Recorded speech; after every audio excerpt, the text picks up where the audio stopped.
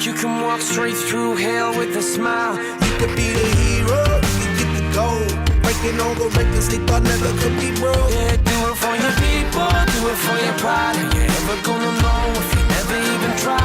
Do it for your country, do it for your name. Cause there's gonna be a day when you're standing in the Hall of Fame, and the world's gonna know your name. Cause you burn with the brush flame, and the world's gonna know your name. And you'll be on the walls of the Hall of Fame. Be a champion, be a champion, be a champion, be a champion. Walls of the Hall of Fame. Be students, be teachers, be politicians, be preachers. Yeah. Be believers, be leaders, be astronauts, be champions, be truth seekers. Be students, be teachers, be politicians, be preachers. Yeah. Be believers, be leaders, be astronauts, be champions. Standing in the Hall of Fame, and the world's gonna know your name. Cause you burn with the brush flame, and the world's gonna know your name. You'll be on the walls of the Hall of Fame. Be a champion, you can be the best.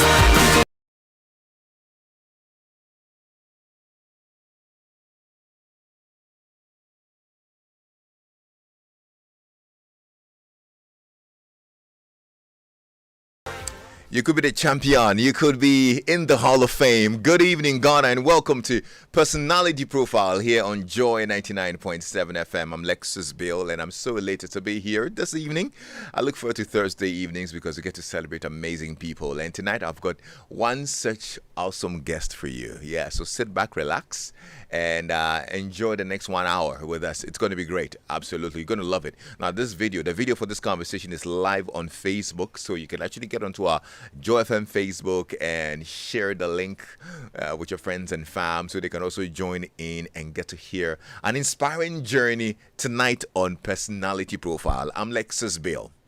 So this evening I'm joined by an amazing woman, a woman who has not only shattered glass ceilings but has also become a guiding light in Ghana's corporate landscape.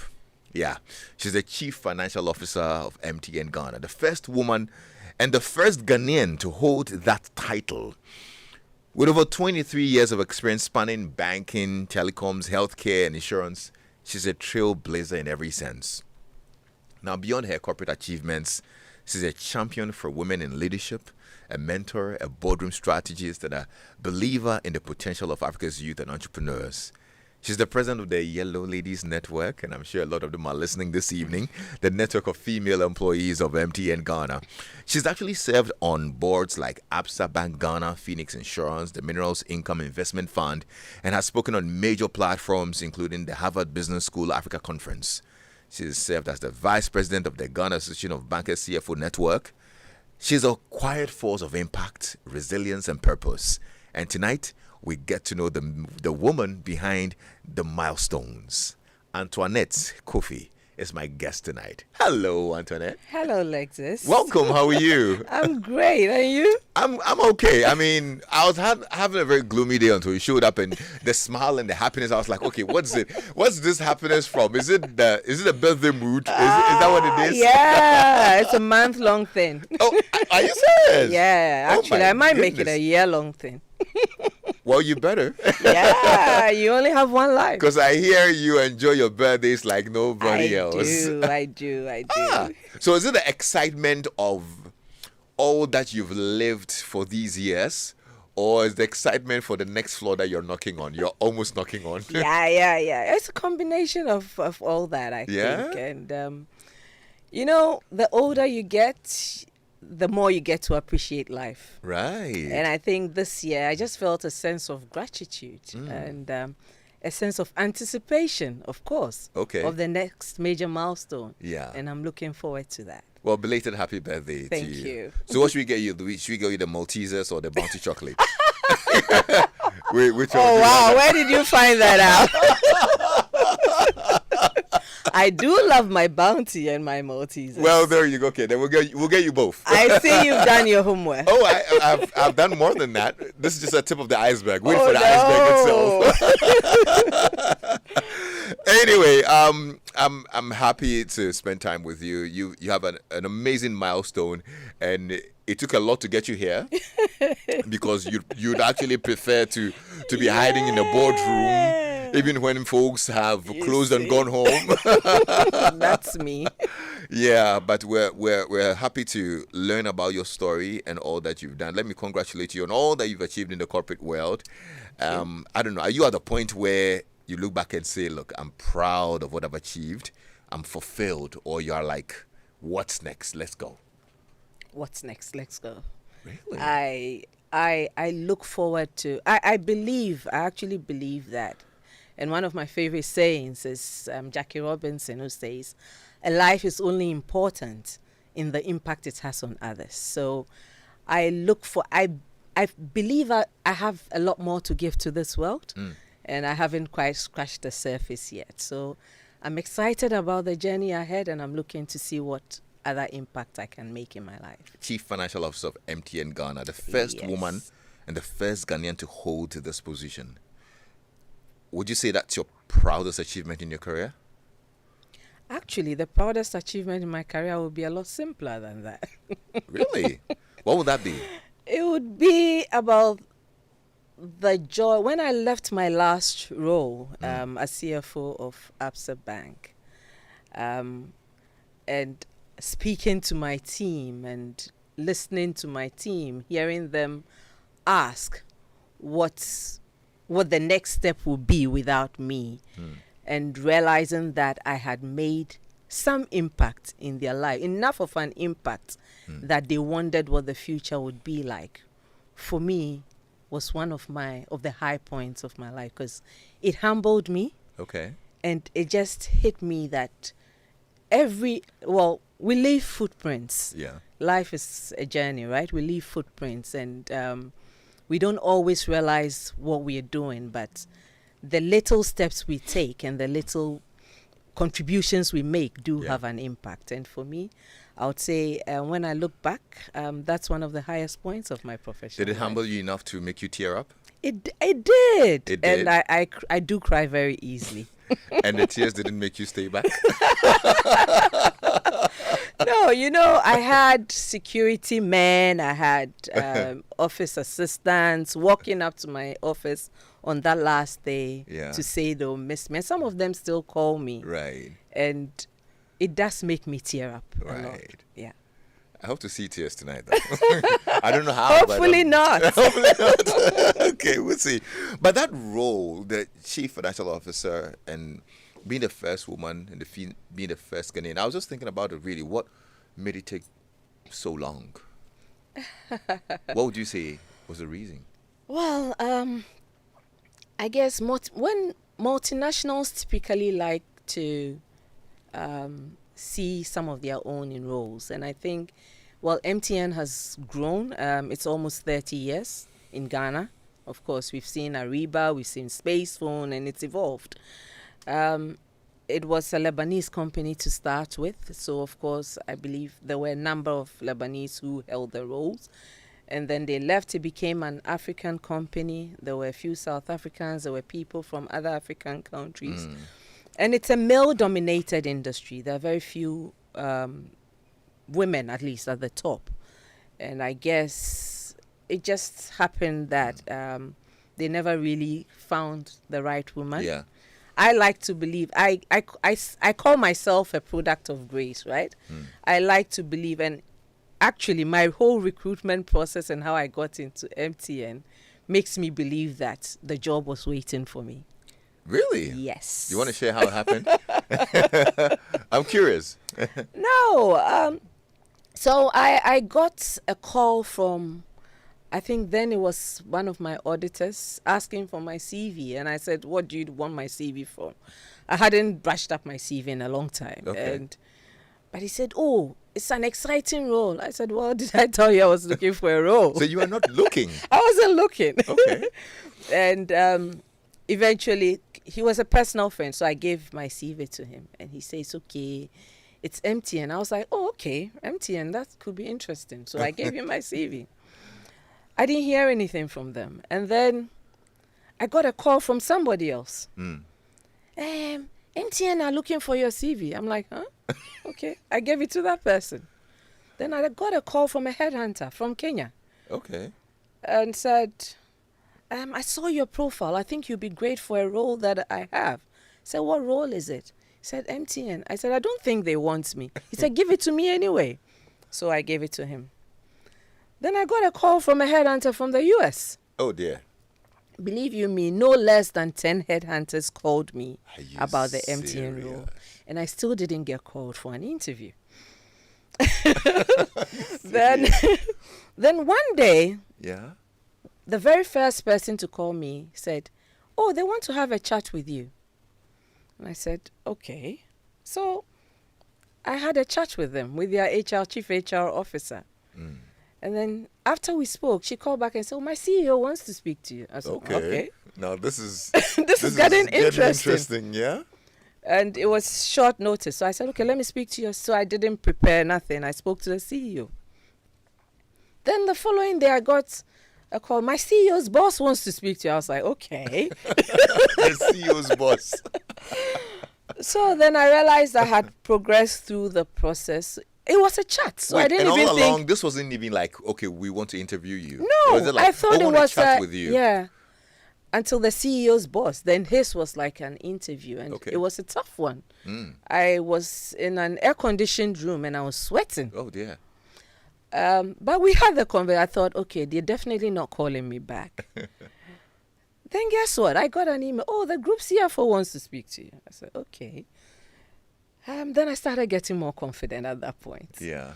But I spoke to the group CFO, and then I didn't hear from them for maybe 3 months. And I bumped into the chief HR officer at a funeral, and she said, oh, you'll hear from us. I'm like, oh, I've forgotten about you people.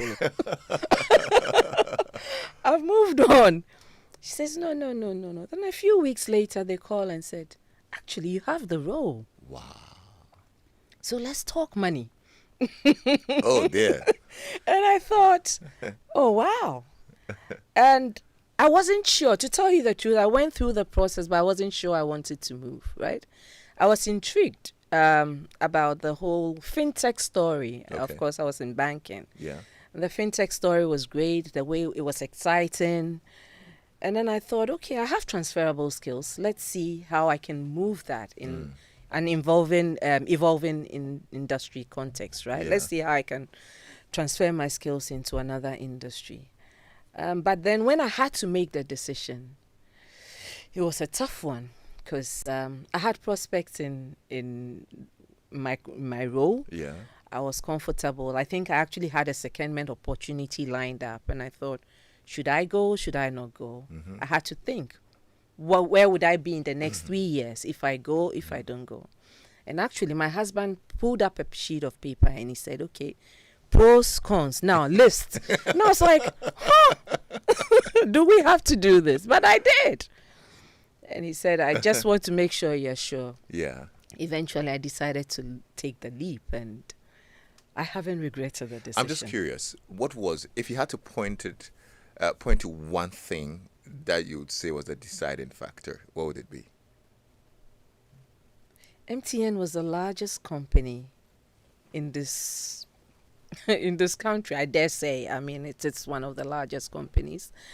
It had, and the role itself was an expanded role of what I was doing. In banking, I worked with Treasury.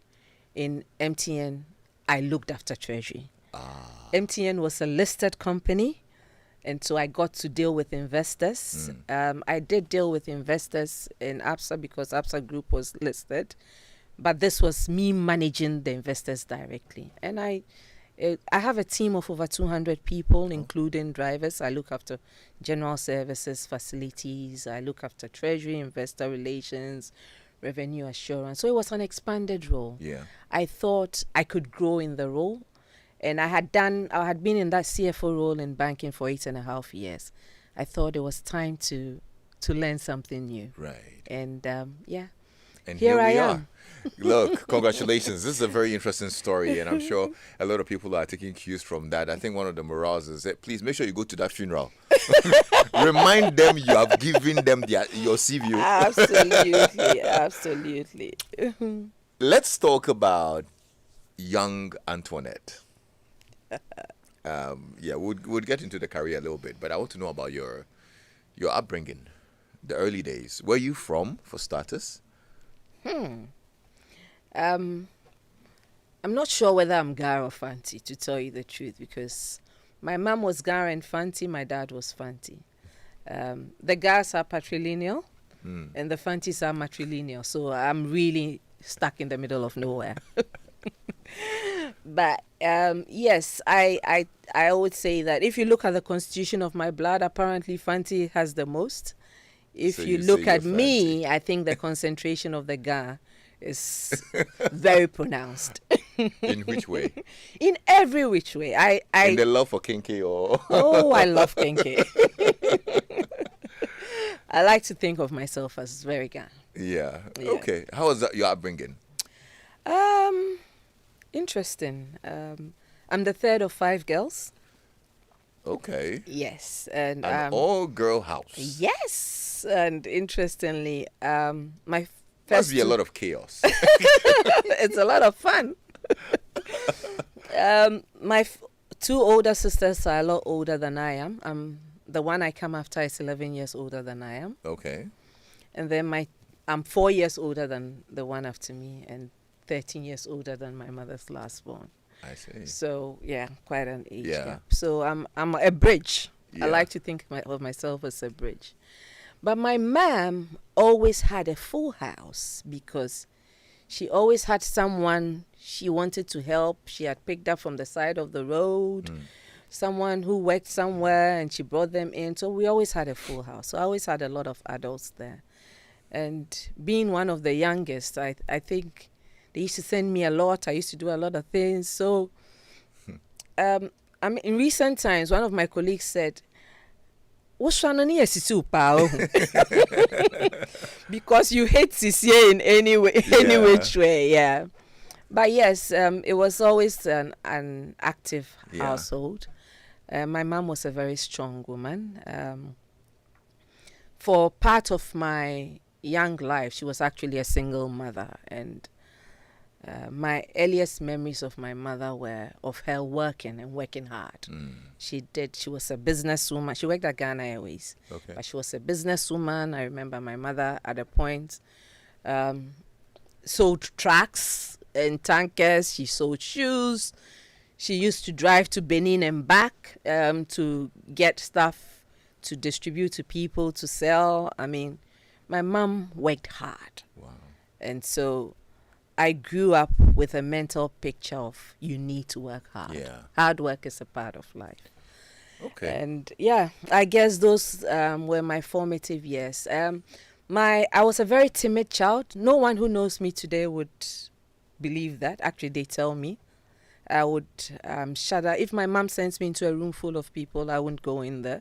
You I literally see. had to beat me to get me to enter a room full of people. So you say you were very introverted. I still am, but in life, if you learn to be a better version of yourself, and if there are things you don't, strengths you don't think you have, you can actually manufacture them. Yeah.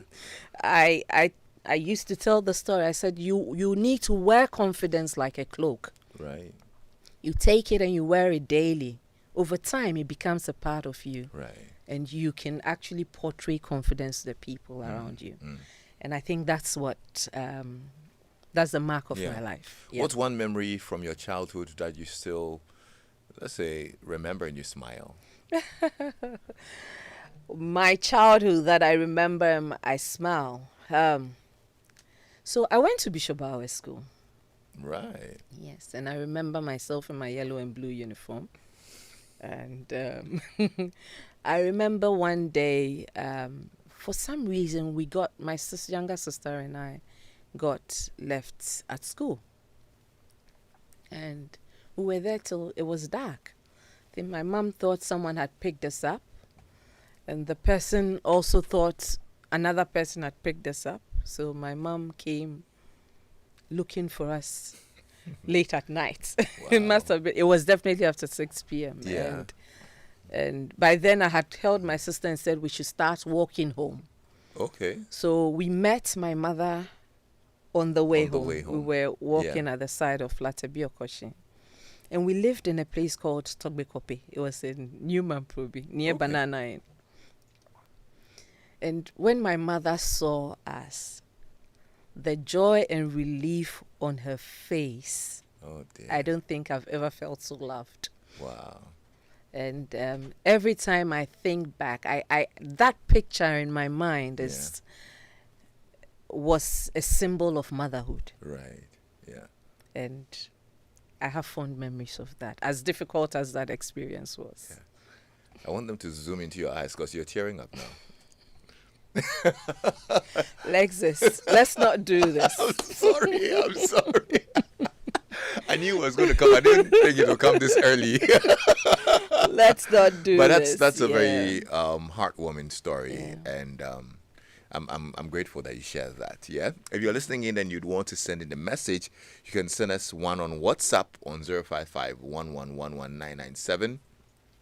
If you're on Facebook, you can actually put your comments on our video, and I'll gladly read them as well. Now, do you think if you had a brother, it would have made any difference? Maybe, possibly would have. Actually, I have a half brother. In fact, I have half brothers on my father's side. Okay. Actually, one of my brothers is a big actor, Papa Isiedu, in the UK. Yeah, he's being featured in Harry Potter now. And Oh, wow. yeah. That's awesome. But I didn't grow up with brothers, Yeah. so So from we Bishop- learned to be boys. Yeah.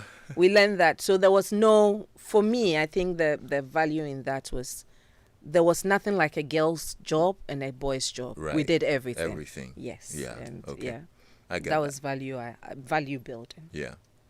Good stuff. Now, from Bishop Bowers to Motown. Yeah, 7 years on the Outlaws Hill. Oh, dear. Were you always inclined to do something finance related, or you had other career No. aspirations? Actually, I wanted to be a doctor. I was a science student. I did A-level science. Ah. Yeah, and I always say one of the defining moments in my life is when in upper six, there was a box of guinea pigs and we're supposed to pick one and drown it or chloroform it and then dissect it. Oh boy. I still shudder to think about it, but I think that was when I realized that this thing ain't for me. It's not for you. This thing ain't for me. I see. Yeah. And then after school, when it was our turn, we had to wait 2 years because university strikes had caused a delay, right? And during that time, I tried all sorts. I applied to work in Ghana Airways as a flight attendant. What happened? They said I had to do national service first. Ah, right. And by the time I did national service, I said, I want to do uni. Okay. Yeah.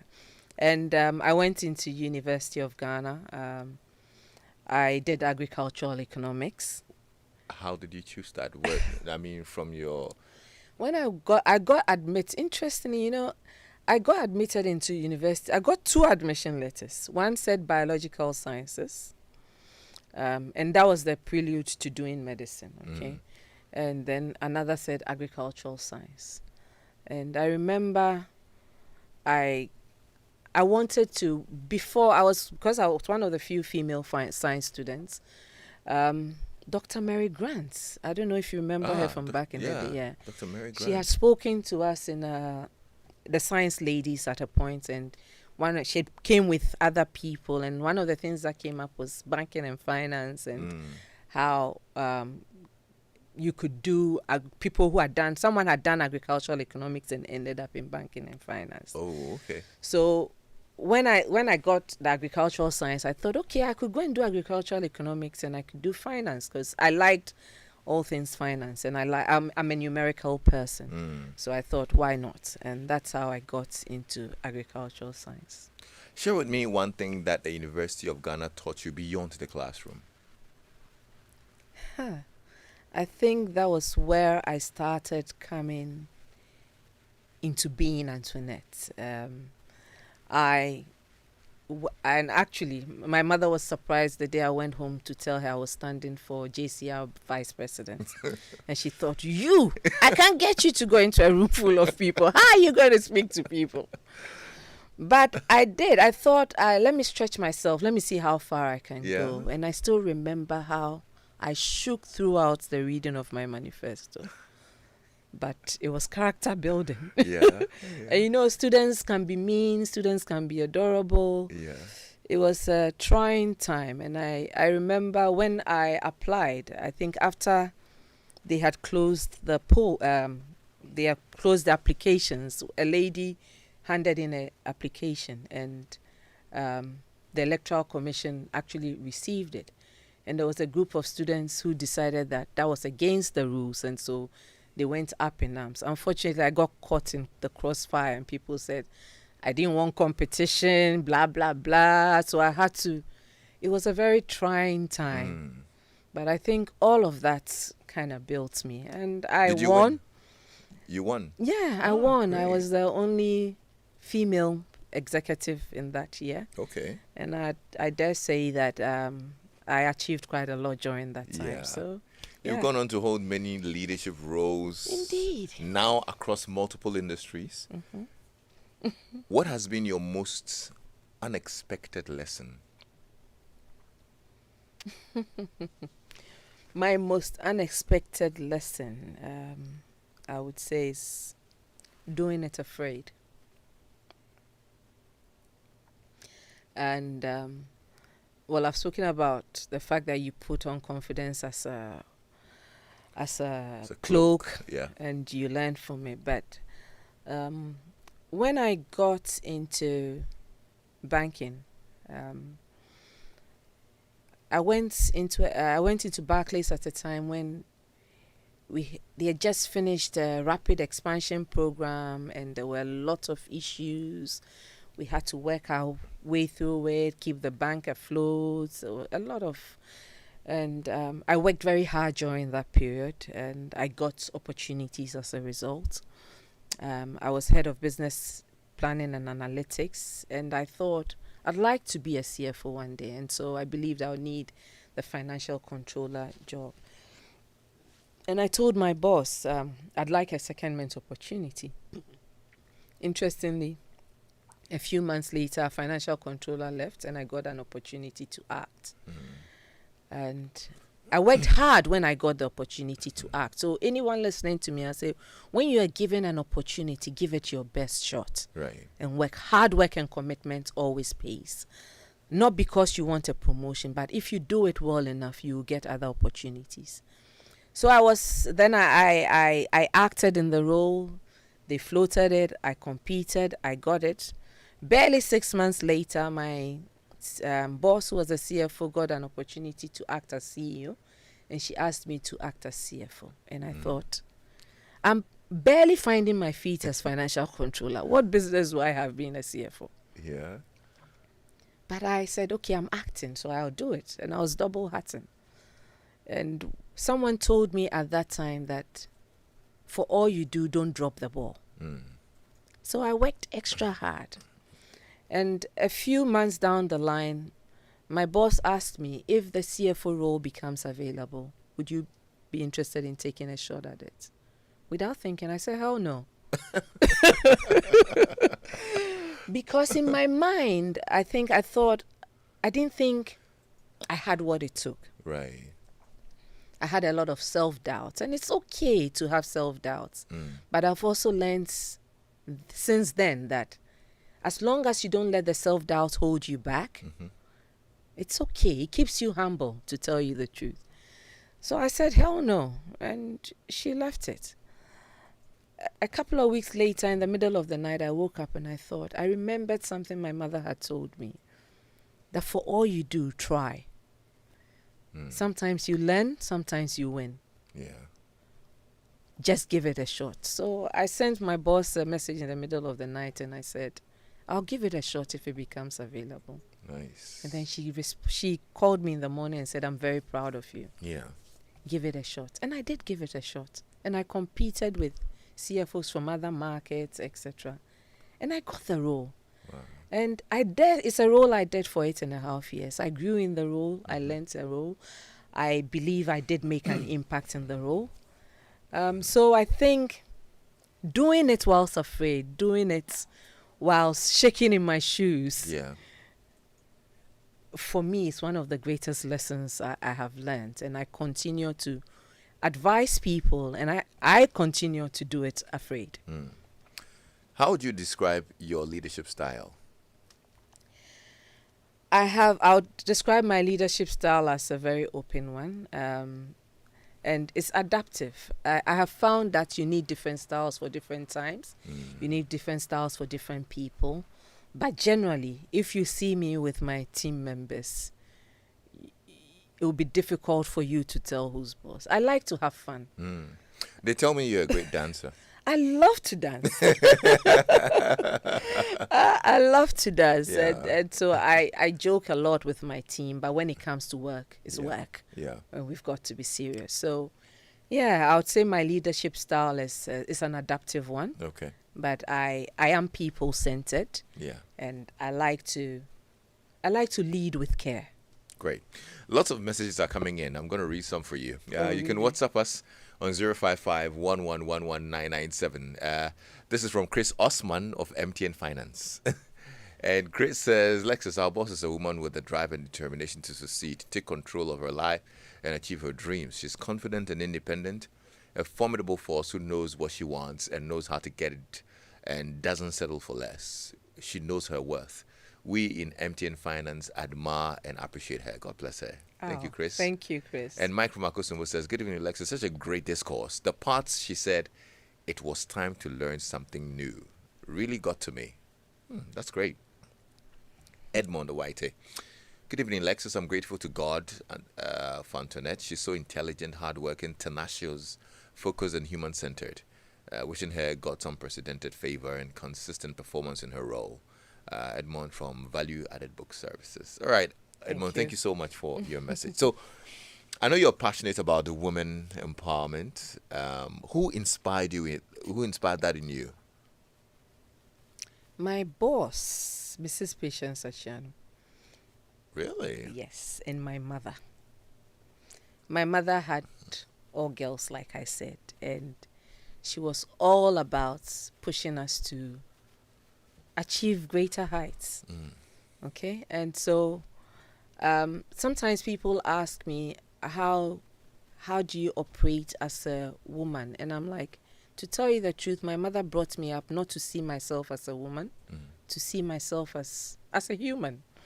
And so for me, that, and she believed in empowering girls. And so for me, every opportunity I get to empower a girl, I would do it.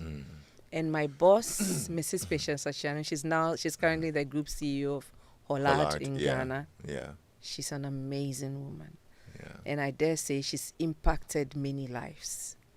She challenged me, she pushed me, and I think she believed in me even more than I believed in myself. And that made me want to give back and pay it forward. What's one thing you wish more young women knew about leadership?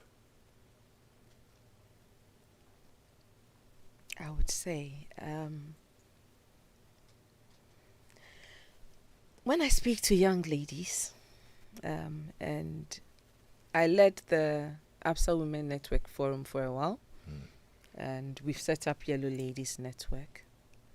What I find out is that a lot of women second guess ourselves. Women want to get something 120% before they actually push themselves to go for it. But in leadership, there's nothing like getting 100% all the time. You will make mistakes. You will make some right choices. But those who don't take risk, actually protect themselves from the lows, but then they never reach greater heights. So what I would say to younger women, what I'll say to other women, is that leadership is a game of risk taking. It's a game of taking advantage of opportunities, and you must push for it. And what I usually say is, go for it, girl. Yeah. There's a message from Emmanuel Latte that I want to share with you. He's asking, has there ever been a point you wanted to quit? Or what has been your lowest moment in your career? Okay, lowest moment in my career, I would say,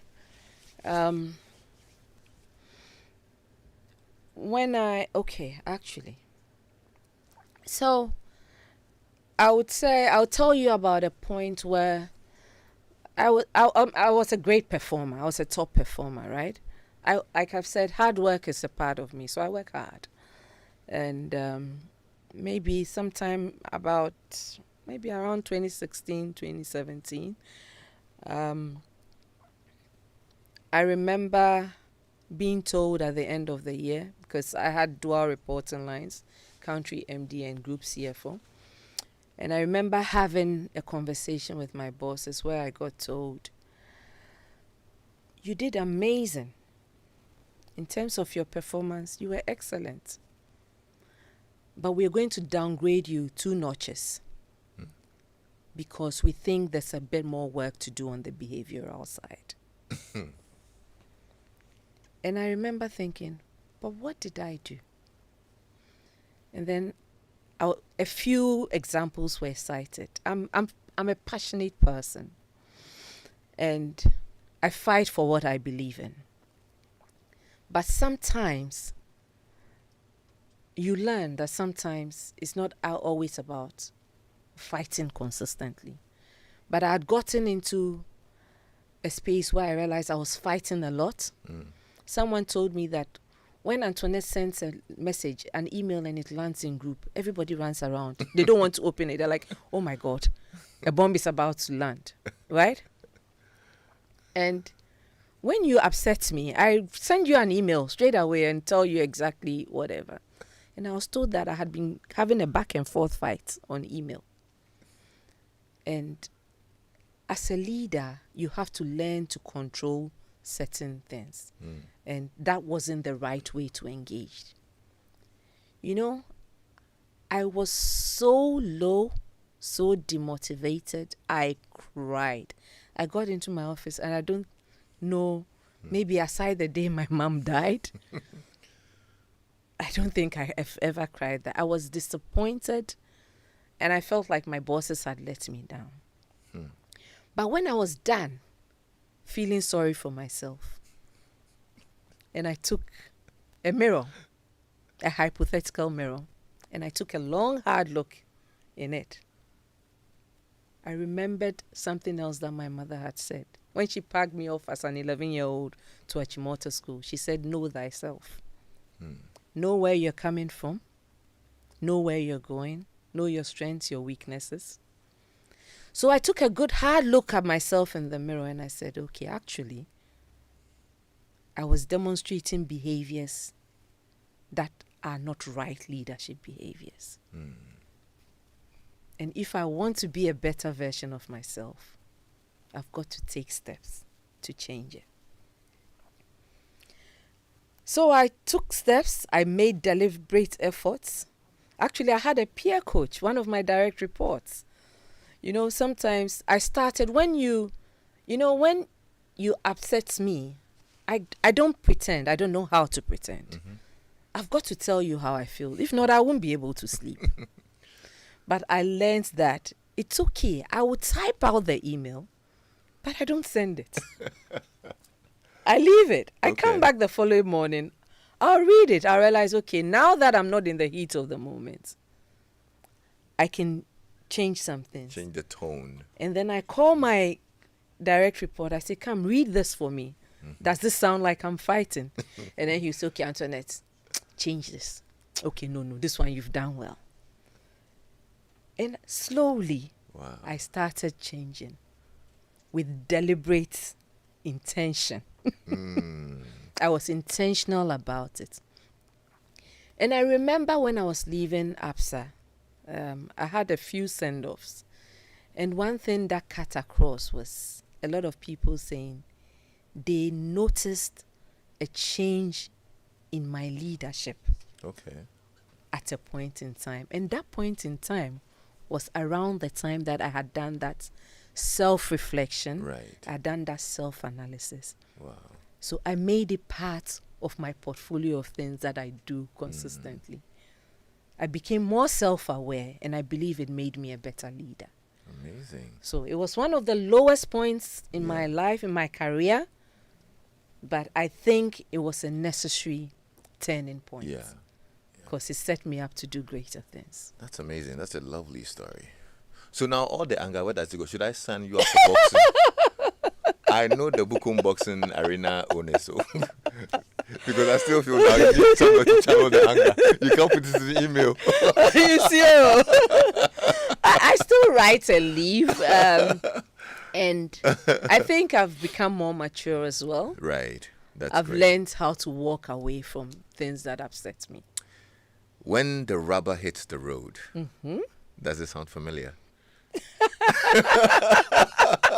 have you been talking to? Antoinette. Yeah, that's where the important. That's what's important, right?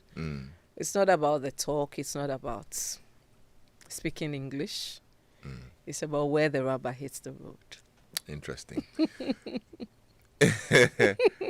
If you're just joining us, I mean, we're having a very amazing conversation with Chief Financial Officer of MTN, Madam Mrs. Antoinette Kwofie. Yeah, and I mean, your story is totally amazing. I've got a couple of quick fire questions for you. Hey. But before we get there, there's something I needed to find out from you. If you could design one course that every university student had to take, what would it be? Leadership. Leadership, huh? And leadership starting from self-leadership. And about leadership impact. Okay. Yeah. Okay. I don't think nobody teaches us that. Yeah, that's true. Yeah. I think a lot of us stumble into leadership. A lot of us learn lessons along the way. Many of us never learn the lessons. So we have some very poor leaders. Yeah. And I dare say that I believe that one of Africa's biggest challenges is not having enough great leaders. And so I think if each and every one of us could be taught to lead ourselves, to lead our families, to lead our communities, we would actually have better versions of our continent. I totally agree. I totally agree. I think it looks like for leadership, you get into the role, a lot of people get the leadership positions, and then now they're looking for leadership courses and what not to do. Absolutely, absolutely. But half the time they would have finished displaying before. Anyway, it's a very, very good one that you mentioned. Quick fire round. Early bird or night owl? Night owl. Coffee, tea, or something stronger? Tea. Okay. Your go-to song when you need a boost? Now, it's Kim Paluta's, what's the one? I was dancing, actually, a few days ago on my birthday, I realized I loved this one about, what is it called? Click, something. I was dancing to it all Monday night. By Kim Paluta? Yes, Kim Paluta. You remember how it sounds like? Is it I'll find it for Mama, you. Or is not that one? Oh, I like that one. Okay, that's one of the ones I love. The popping one. Okay. What's one thing people would be surprised to learn about you? That I'm shy. No. That I'm actually shy. Really? Yeah. Okay. No, I guess the fact that my favorite pastime is lying in my bed with a good book or a good movie and some music. Oh, nice. Okay. Well, I had one that I thought I mean, you would mention, but I know you wouldn't mention that because I don't know whether you feel embarrassed to mention it, but I will What is mention it? it. I will mention it. Okay, go ahead and I should mention go it. ahead. Yeah. You sure about that? Yeah. Antoinette, Yeah. how many years since COVID? Now, Yeah. 5 years. So why 5 do you years. still sanitize your currency bills before they go into your purse? You tell us, what is the problem? You calm down. we can help.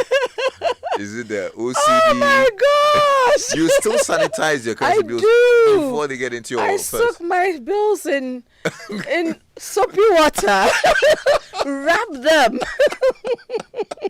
before it makes its way to my purse. Am I a neat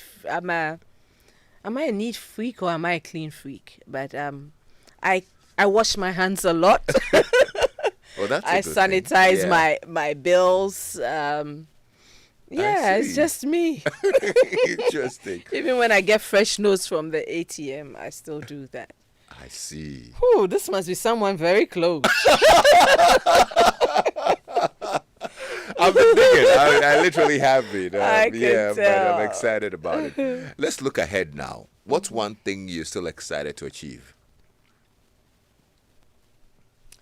I want to, a few years ago, maybe 4 years ago, I set up a foundation to help pay for education for girls in Jamestown. Okay.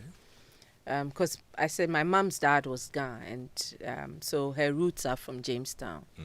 And each time I drive through Jamestown, it just hits me that I need to do something that my mother would be proud of. When I see young ladies who are pregnant, under 15, under 16, they're pregnant, or I see them walking around maybe drunk, etc., I just wish I could help give them a sense of purpose. So if there's one thing I'd still like to achieve, I look forward to achieving, is to make that foundation a real living foundation that impacts lives. Yeah. Amazing. That's a good one. And let us know how we can support, because that's a very good cause as well. Sure. Yeah, we'd definitely love to. Now, when the story of Antoinette Kwofie is told, what do you hope people will remember most, actually? That she lived a full life. And she died empty. And like gave fully in everything that she did. I tell people it's impossible to be agnostic to Antoinette. You can't say, oh, I don't know whether I like her or not. You either love me or you hate me. But I live life. I embrace life and I live life fully. You have an amazing story, and obviously you are. If I told people where you were last weekend, they realize you actually have lived. Hey, you've been digging. Oh, yes, I had a time of actually my life. have lived. Oh, you want to Yes. tell them what you were doing for your birthday? Ah! Girl, what did you see? I was celebrating my maid of honor's 50th birthday. Not yours. She used to work. No. Of course, it was a prelude to my To birthday. yours. Yeah. But we took a girls' trip. My maid of honor actually started with Joy long ago. Oh, really? She What's used to her do name? the traffic watch. Ashiokai Akron.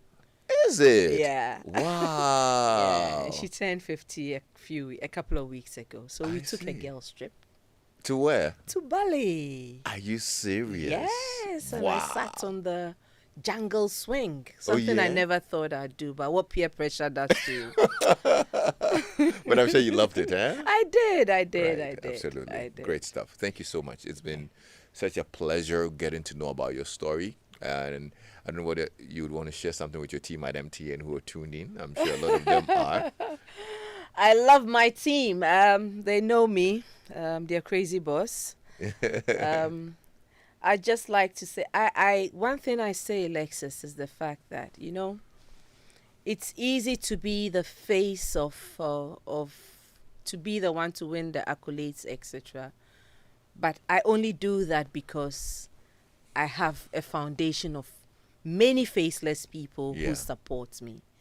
And so I really appreciate the people I work with and that work with me. And that's not just my colleagues at the exec level, but my team that supports me. I tell them that I shine because they allow me to shine. Absolutely. So this is an opportunity to give a shout out to the finance and services team of MTN Ghana, and actually to the finance department of Absa Bank. Right. I am because they all are. Absolutely. That's amazing. Yeah. Thank you so much. It's been great spending time with you. Lots of messages. I wish I could read all of them. I got one from Nayeko Tete. He says, "Hi, Miss Tony. Princess here. Save some of the filler for our next outing." Well, I owe you one. Princess, I am going to be there for the next outing.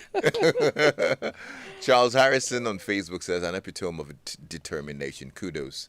Shadrach says, "Super lady, softest heart with a hard outer shell." Mercedes Delali Ashagbo on Facebook. "Hi sis, you're doing amazing." Okay. Thank you, sweetie. And Audrey Kobna says, "Interesting conversation, love it." Cynthia Fiamma is watching on YouTube. I love her already. She exudes so much confidence. She's so eloquent and she's down to earth. I dare say she is an inspiration. Thank you. Great. Lady George on YouTube also says, "Lady Antoinette is an inspirational leader. She gets things done. She loves to work and loves to reward. She empowers her team. And I love that about her." That's great. DJ Boyenkin Paluta, because yes, sir. I'm Lexis Bill. Thanks a lot for spending time with us here on Personality Profile. We hope you had a good time. If you missed any part of this conversation, get on our Facebook page. The videos there, you can check it out on YouTube. And next week, I'll be back with another fantastic edition of Personality Profile. Have a great evening. And Uncle Ken will be on your radio pretty shortly.